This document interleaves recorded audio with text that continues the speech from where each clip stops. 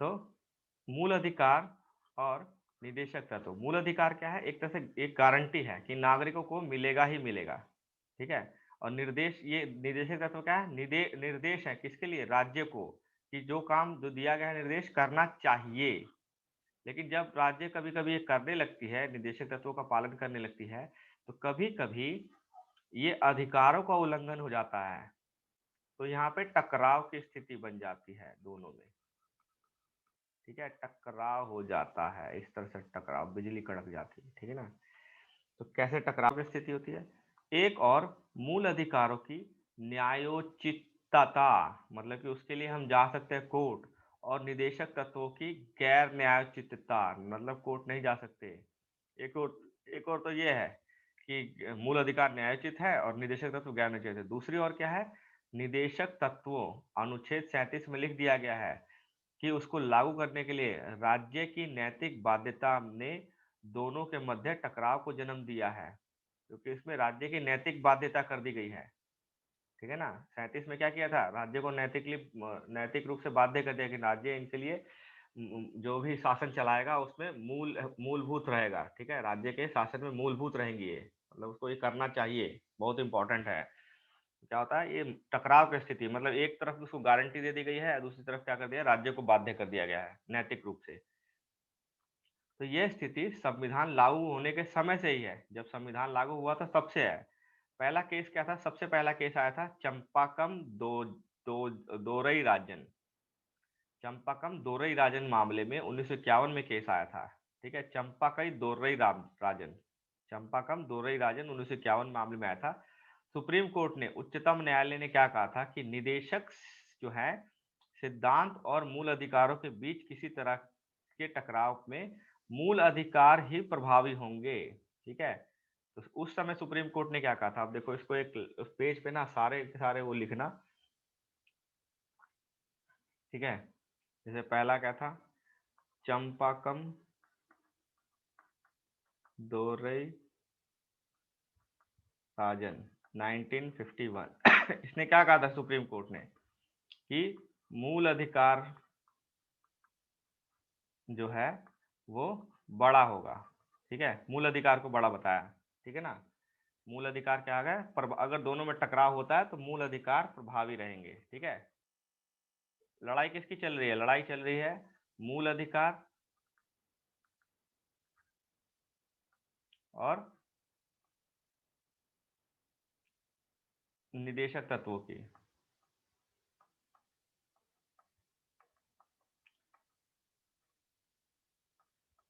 टकराव, तो टकराव में पहली जीत किसकी हुई? पहली बार जीत किसकी हुई? पहले केस में मूल अधिकार जीत गया।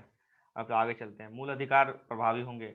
इसमें घोषणा की गई और क्या कहा गया कि निदेशक सिद्धांत जो है वो मूल अधिकारों के पूरक के रूप में निश्चित रूप से लागू होंगे। मतलब पूरक तो हैं, लेकिन उनको लागू, मतलब अगर दोनों में टकराव होता है तो प्रभावी कौन होगा? मूल अधिकार होंगे। मतलब उल्लंघन नहीं कर सकता, मतलब मूल अधिकार का उल्लंघन नहीं हो सकता। अगर आपको राज्य को निदेशक तत्वों का पालन भी करना है तो उल्लंघन नहीं कर सकता। लेकिन फिर यह भी तय हुआ कि मूल अधिकारों को संसद द्वारा संविधान संशोधन प्रक्रिया के तहत संशोधित किया जाता है। मतलब क्या कहा गया इस केस में कि पहला पॉइंट, मूल अधिकार जो थे वो जीत गए, जीत गया, लोकल कॉमन लैंग्वेज में बोल रहा हूँ, जीत गया। किससे? निदेशक तत्वों से। लेकिन दूसरा क्या कहा कि अगर आपको राज्य नीति निदेशक तत्वों को इतना इंपॉर्टेंट करना तो आप मूल अधिकार को ही बदल दो, संशोधित कर दो। संशोधित कर सकते हैं, संसद कर सकती है इसको संशोधित, ठीक है। मूल अधिकार जीत तो गया, लेकिन अगर आपको लगता है कि नहीं मूल अधिकारों का उल्लंघन हो रहा है और इस वजह से निदेशक तत्व लागू नहीं कर सकते, तो आप मूल अधिकारों का ही संशोधन कर सकते हो, ठीक है। इसके फलस्वरूप संसद ने पहला संशोधन किया। इसी के बाद पहला संशोधन हुआ 1951 में, चौथा संशोधन हुआ 1955 में, 17वां संशोधन हुआ 1964 में। और उस संशोधन के बाद कुछ निर्देशों को लागू किया गया, ठीक है। निर्देशों द्वारा कुछ निर्देशों में लागू किया। तो क्या कहा था तो चंपाकम दोरई राजन में कि अगर टकराव हुआ तो मूल अधिकार ही जीतेंगे। मतलब संसद जो है मूल अधिकारों का उल्लंघन नहीं कर सकती है। अगर लेकिन उसको ज़्यादा ज़रूरत है करने की तो मूल अधिकारों का ही वो संशोधन कर दे। तो इसमें संशोधन हुए भी, पहला संशोधन हुआ, चौथा संशोधन हुआ, 17वां संशोधन हुआ। फिर उसके बाद उपरोक्त परिस्थिति में 1967 में एक मामला आया, गोलकनाथ मामला। ठीक है? दूसरा मामला कब आया? ये पहला मामला था। दूसरा मामला तो पहले मामले में तो ये हो गया। दूसरा मामला क्या है? गोलकनाथ। ये सारे याद करने पड़ेंगे, ठीक है? 1967 में गोलकनाथ केस आया था। उसमें सुप्रीम कोर्ट ने क्या कहा? सुप्रीम कोर्ट ने अब कुछ बदला। एक व्यापक परिवर्तन हुआ। इस मामले में उच्चतम न्यायालय ने क्या कहा? संसद किसी मूल अधिकार जो अपनी प्रकृति में उल्लंघनीय है को समाप्त नहीं कर सकता। ठीक है? दूसरे शब्दों में अगर बोला जाए तो निदेशक तत्वों को लागू करने के लिए मूल अधिकार का संशोधन नहीं किया जा सकता। ठीक है ना? तो इसने क्या कहा? ठीक है, इसने भी कहा मूल अधिकार जीतेगा। अगर टकराव हुआ तो मूल अधिकार जीतेगा। पहला पॉइंट। दूसरा पॉइंट इसने क्या कहा कि मूल अधिकार को संशोधित नहीं कर सकते तुम। अगर कोई उल्लंघन हो रहा है तो उसमें संशोधन नहीं कर सकते। ठीक है, संशोधन नहीं कर सकते। ठीक है ना? ये चीज कहा इसने गोलकनाथ मामले में। क्या हुआ आगे? फिर संसद ने कुछ और चेंजेस कर दिया। संसद ने क्या कर दिया? संसद ने 24वां संशोधन ही कर दिया, संविधान को ही संशोधित कर दिया 1967 में। और सुप्रीम कोर्ट के न्याय समीक्षा पर थोड़ा सा वो कर दिया। ठीक है? अधिनियम 1971 एवं 25वां संशोधन अधिनियम 1971 द्वारा प्रतिक्रिया व्यक्त की। 24वें संशोधन उसने क्या किया इसके लिए? उसने क्या किया? गोलकनाथ केस में सुप्रीम कोर्ट ने कहा कि मूल अधिकार को आप संशोधित नहीं कर सकते हो। क्या लिखा है? अगर उल्लंघनीय हो तो समाप्त नहीं कर सकते। ओके, सॉरी, ठीक है, उस संशोधन में यह है समाप्त नहीं कर सकते, मूल अधिकारों को समाप्त नहीं कर सकते संशोधन करके। तो सुप्रीम कोर्ट संसद ने प्रतिक्रिया दे दी अपनी। संसद ने उस क्या कहते हैं उस जजमेंट को खत्म करने के लिए, क्योंकि सुप्रीम कोर्ट ने जो जजमेंट दिया वो एक तरह से कानून बन गया, उसका पालन करना ही पड़ेगा। तो उसको जजमेंट को निरस्त करने के लिए संसद ने दो बार संशोधन किया संविधान में, 24वां संशोधन और 25वां संशोधन। 24वें संशोधन ने क्या किया? इसने घोषणा 24वां संशोधन अधिनियम में घोषणा की गई कि संसद को यह अधिकार है कि वह संवैधानिक संशोधन अधिनियम के तहत मूल अधिकारों को समाप्त कर सकती है। ठीक है? मूल अधिकारों को समाप्त कर सकती है, कम कर सकती है। अब 25वें संशोधन के तहत एक नया अनुच्छेद 31 ग जोड़ा गया। ठीक है? 31 ग जोड़ा गया। इसमें क्या व्यवस्था दी गई कि 39 ख और 39 ग में वर्णित समाजवादी तत्वों को लागू करने के लिए अगर कोई कानून बनता है और वो 14 और 19 का उल्लंघन करता है तो, या 31 का द्वारा मूलभूत अधिकारों को उल्लंघन है, तो भी उसको उल्लंघन नहीं माना जाएगा, अवैध नहीं घोषित किया जाएगा। ठीक है? अवैध घोषित नहीं किया जाएगा। अगर वो अनुच्छेद 14, 19 या 31 का उल्लंघन करता है तो 39 ख और 39 ग में जो भी वर्णित है उसमें अगर वो उसके तहत 39 ख और 39 ग को पूरा करने के लिए, ये तो निदेशक है ना, डायरेक्शन है। इन निदेशक को पूरा करने के लिए अगर राज्य कोई कानून बनाती है और वो कानून अगर 14, 19 और 31 का उल्लंघन करता है तो उसको उल्लंघन अवैध घोषित नहीं कर सकता सुप्रीम कोर्ट। ठीक है? ये कहा गया उसमें। तो ये 25वें संशोधन में आया।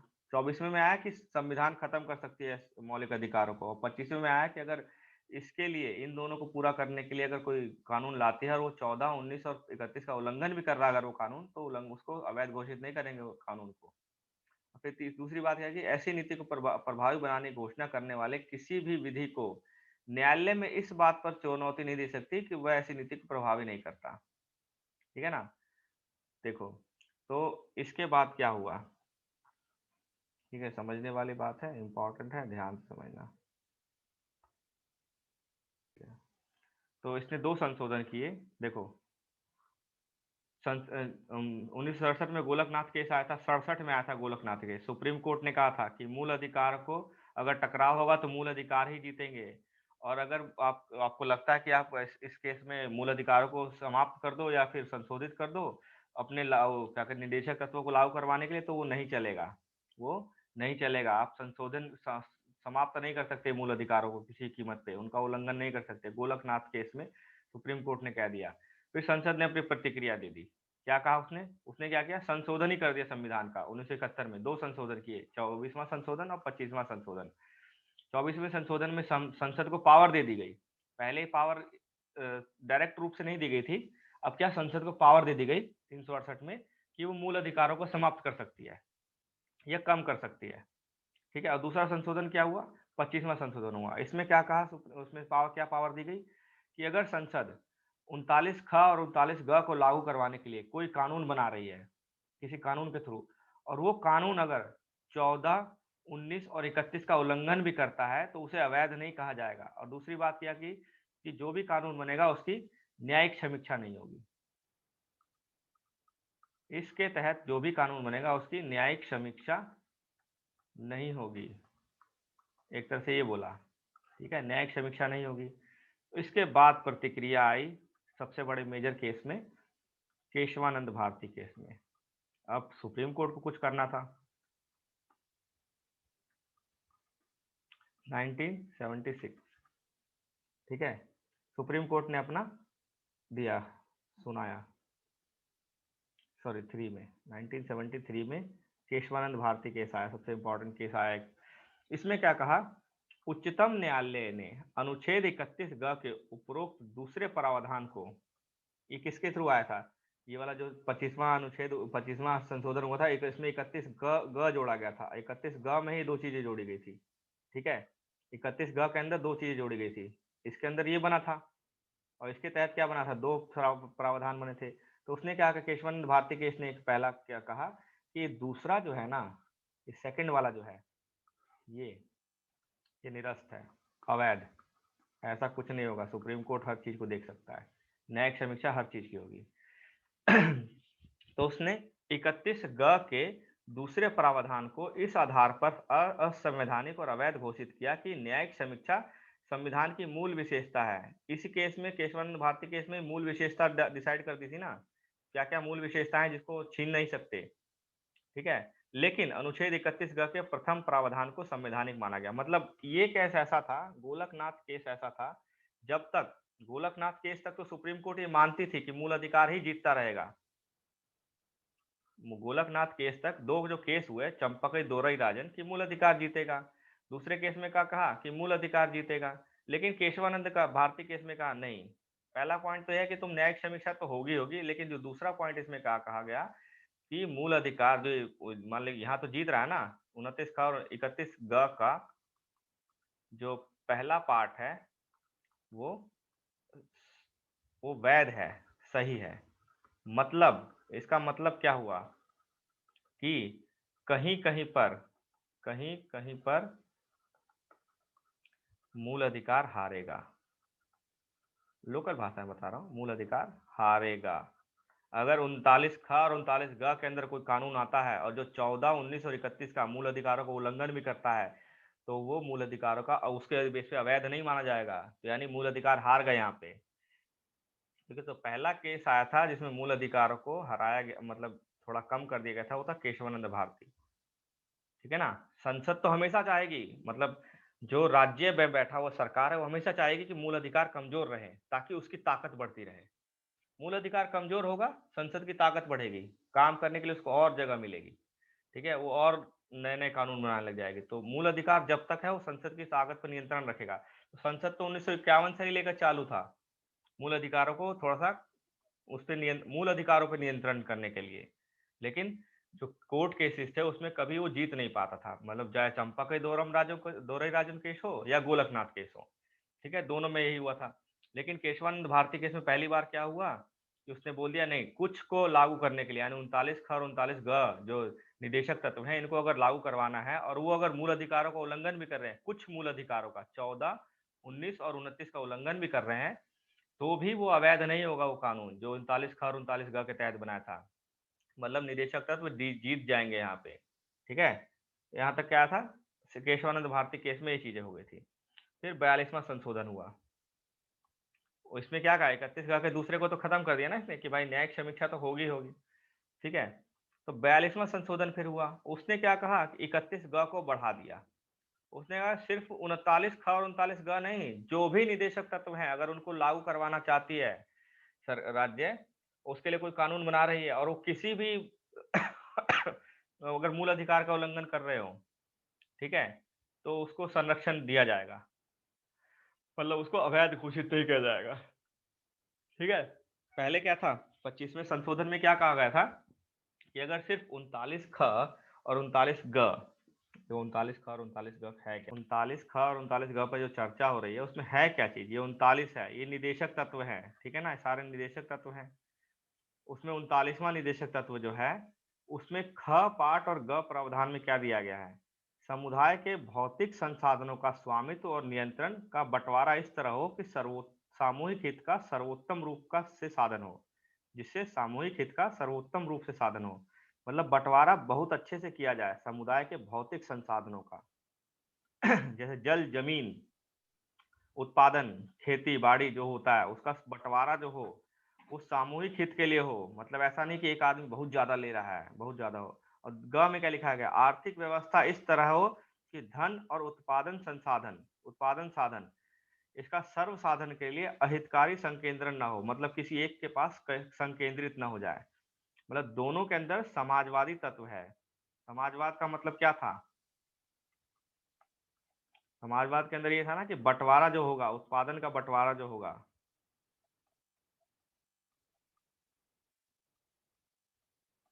उसके बारे में बात की गई थी कि वो समाज में समान रूप से हो, जो उसको उत्पादन कर रहे हैं जो भी जुड़े हुए उस चीज से लेके उन सब में बंटवारा बराबर हो, ऐसा नहीं कि एक को सैलरी मिले और बाकी प्रॉफिट कोई निजी कंपनी ले जाए।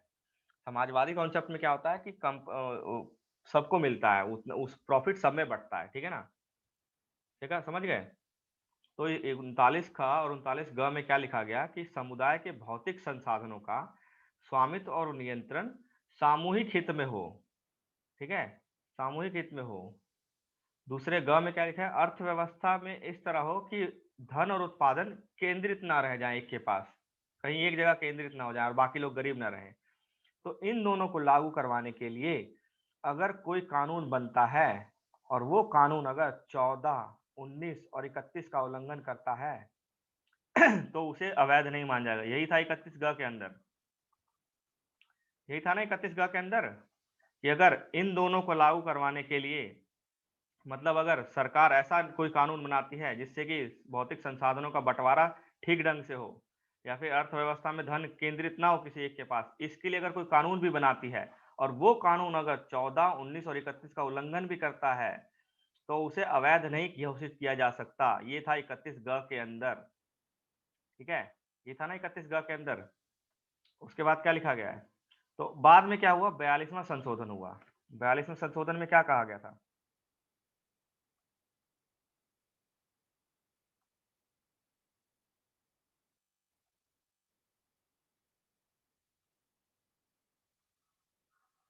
यहाँ तो क्या था, सिर्फ इन दोनों की बात थी कि अगर 39 ख और 39 ग को अगर करें तो ही अवैध नहीं माना जाएगा। लेकिन 42वां संशोधन जो हुआ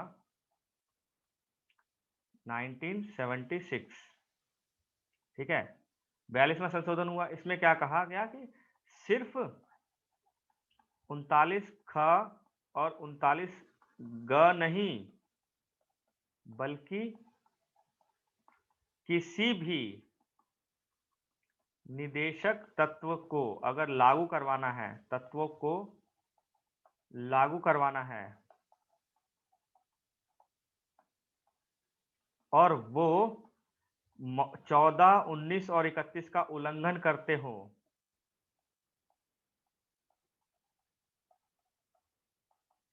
तो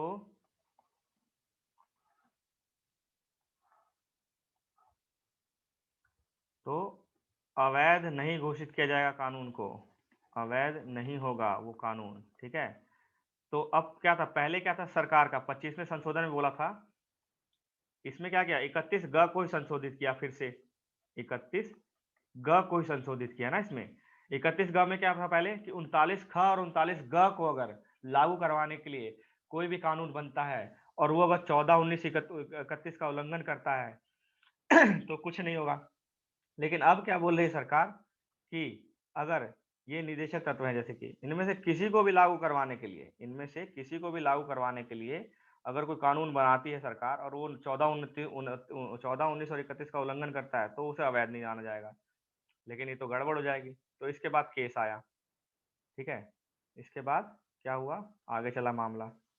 दूसरे शब्दों में क्या बोला गया 42वें संशोधन के अधिनियम के तहत कि निदेशक तत्वों की प्राथमिकता को बहुत आगे कर दिया गया। मतलब निदेशक तत्व ही मेन है, मूल अधिकार अगर उल्लंघन भी हो रहा है तो भी दिक्कत नहीं है। तो उन अधिकारों में उल्लेखित क्या था, 14, 19 और 31 था। हालांकि फिर एक और केस आया, मिनर्वा मिल्स मामला, ठीक है। इसके बाद क्या है, मिनर्वा मिल्स केस, ठीक है। मिनर्वा मिल्स केस आया 1980 में। सुप्रीम कोर्ट ने क्या कहा, सुप्रीम कोर्ट ने क्या कहा कि जो ये संशोधन है, 42वां संशोधन है, ये अवैध है। मतलब ये संशोधन जो है ये अवैध है भैया, ऐसा नहीं चलेगा। सिर्फ 39 ख और 39 ग ही रहेगा। ऐसा नहीं कि किसी और निदेशक तत्वों को लागू करवाने के लिए मूल अधिकारों को उल्लंघन कर दो, ठीक है। सिर्फ 39 ख और 39 ग को लागू करवाना है, और वो भी अगर 14 और 29 का उल्लंघन कर रही है। क्योंकि क्यों बात करें, सिर्फ 31वां कहाँ के चला गया, अब बोलोगे 31वां क्यों नहीं आ रहा इसमें। 31वां तो 44वें संशोधन में खत्म ही कर दिया गया था। संपत्ति के अधिकार को 44वें संशोधन में खत्म कर दिया था 1978 में, ठीक है ना। तो अब सिर्फ 14 और 19 की बात हो रही है। तो सुप्रीम कोर्ट ने क्या कहा कि सिर्फ सिर्फ 29 ख और 29 ग अवैध, क्या, और दूसरा कहा कि सिर्फ 39 ख और 39 ग की बात होगी, ठीक है। और ये भी अगर 14 और 19 का उल्लंघन करेगा तो ही अवैध नहीं होगा, ठीक है ना। ऐसा नहीं कि कोई भी निदेशक तत्वों का आप लागू करवाने के लिए 14 और 19 का उल्लंघन कर दो। क्यों, क्योंकि 31 कहाँ चला गया, 31वां जो था आर्टिकल 1978 में 44वां संशोधन हुआ था, उसको खत्म कर दिया गया था, ठीक है। तो ये तो अलग से पॉइंट लिख लो। तो अब समझ में आ गया। तो मिनर्वा मिल्स मामले में क्या हो गया कि 39 ख और 39 ग और 14 और 29, यही दो चीजें रहेगी। 39 ख और 39 ग को लागू करवाना है, और अगर 14 और 19 का उल्लंघन हो रहा है तो उसको अवैध नहीं मान जाएगा। तो 31वां जो था 1978 में समाप्ति कर दिया गया था, ठीक है। तो मिनर्वा मिल्स मामले ने एक और क्या व्यवस्था दी थी कि भारतीय संविधान मूल अधिकारों और निदेशक के तत्वों में संतुलन के रूप में काम करता है। तो ये मामले में ही कह दिया गया था, तीसरा पॉइंट सुप्रीम कोर्ट ने क्या कहा था कि मूल अधिकार और निदेशक तत्व ये संतुलन बना रहेगा। संतुलन की बात की थी, मूल अधिकारों और निदेशक तत्वों के बीच में संतुलन के रूप में है। भारतीय संविधान जो है मूल अधिकारों और निदेशक तत्वों के बीच में संतुलन के रूप में है। ये आपस में सामाजिक क्रांति के वादे से जुड़े हुए हैं, दोनों के दोनों। ये एक रथ के दो पहिए के समान है, जो एक दूसरे से कम नहीं है। मतलब यहाँ पे दोनों को बराबर कर दिया गया, मतलब दोनों बराबर हैं। अभी तक क्या, तो ये तो एक जीत रहा था, ये दूसरा हार रहा था, अब दोनों बराबर हो गए, ठीक है। तो मिनर्वा मिल्स में कह दिया कि दोनों बराबर है, कोई टकराव नहीं है, दोनों एक दूसरे के साथ में है। अगर एक गिरेगा तो दूसरा गिरने लग जाएगा। आप मूल अधिकार को अगर छोटा कर दोगे, कम करने लग जाओगे, और अगर सोचोगे कि निदेशक तत्वों को बढ़ाए, तो गाइडेंस किस लिए होगा, ठीक है। गाइडेंस का क्या करोगे, इन्हें एक दूसरे पर लादने से संविधान की मूल भावना बाधित होती है। तो मतलब ऐसा नहीं कि मूल अधिकारों को उस पर लाद दो या उसको इस पे लाद दो। मूल भावना और संविधान संतुलन संविधान के बुनियादी ढांचे की आवश्यक विशेषता है। अब इन दोनों को क्या कर दिया गया, उसमें बुनियादी ढांचे की आवश्यक विशेषता में डाल दी गई। निदेशक तत्वों के तय लक्ष्यों को मूल अधिकारों को प्राप्त किए बगैर प्राप्त नहीं किया जा सकता। मतलब आप मूल लोगों को अधिकार नहीं दे रहे हो और आप सोच रहे हो कि कल्याणकारी राज्य बन जाए, ऐसा नहीं हो सकता। लोगों को अधिकार दे के अगर कल्याणकारी राज्य बनाना है तो ही हो सकता है, ठीक है। तो ये पूरा खत्म हो गया कोर्ट केस यहाँ पे। इसके बाद अभी क्या स्थिति है, वर्तमान स्थिति, मूल अधिकार निदेशक तत्व उच्च मूल अभी भी स्थिति में मूल अधिकार जो है वो उच्चतर है। फिर भी इसका अभिप्राय यह नहीं है कि निदेशक तत्वों को लागू नहीं किया जा सकता। क्यों उच्चतर है, क्योंकि सिर्फ 39 ख और 39 ग की अभी बात हो रही है। कोर्ट ने कह दिया कि दोनों में संतुलन है, लेकिन मेन बात क्या है कि 39 ख और 39 ग ही जब उल्लंघन करेंगे 14 और 19 का, तभी वो अवैध नहीं होगा, बाकी किसी मामले में अवैध कर सकती है। और इस मामले में भी अवैध तब नहीं होगा जिस बात अधिकारों के उल्लंघन की हो। अगर मूल ढांचे को अगर प्रभावित कर दिया जाए, मान लीजिए 39 ख के अंदर बता दिया जाए, कुछ ऐसा प्रावधान कर दिया जाए, मूल ढांचे को ही प्रभावित कर दे, मतलब न्याय को खत्म कर दे, तो वो नहीं माना जाएगा, उसको फिर भी अवैध कर दिया जाएगा। सिर्फ अधिकार का अगर उल्लंघन होगा तो ही अवैध नहीं होगा। मूल ढांचे का उल्लंघन होता है 39 ख और 39 ग के तहत, तो उसको उल्लंघन मान दिया जाएगा, अवैध मान कर दिया जाएगा। तो अभी भी मूल अधिकार ही उच्चतर है, लेकिन इसका अभिप्राय ये नहीं है कि निदेशक तत्वों को लागू नहीं किया जा सकता। संसद जो है निदेशक तत्वों को लागू करने के लिए मूल अधिकारों में संशोधन कर सकती है 368 के तहत, लेकिन मूल ढांचे को क्षति नहीं पहुंचनी चाहिए। ये कब आया था मूल ढांचे वाला कॉन्सेप्ट? 1900 इसमें 73 में आया था, केशवानंद भारती केस में। ठीक है, तो यहाँ तक आपका हो गया मूल अधिकार और निदेशक तत्वों में टकराव।